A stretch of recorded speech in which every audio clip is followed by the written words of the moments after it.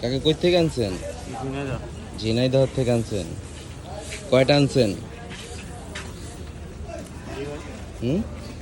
কয়টা আনছেন গরু?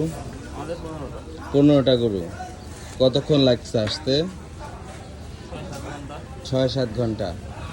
রাস্তায় জাম পাইছেন? যাক, মাশাআল্লাহ। সব সময় পোস্তগুলো হাটে আসেন? যাক, ভালো। এখন একটু আসছেন, একটু রেস্ট নেবেন, আরাম করুন, গরুগুলো একটু রেস্ট নে। সুন্দর, মাশাআল্লাহ।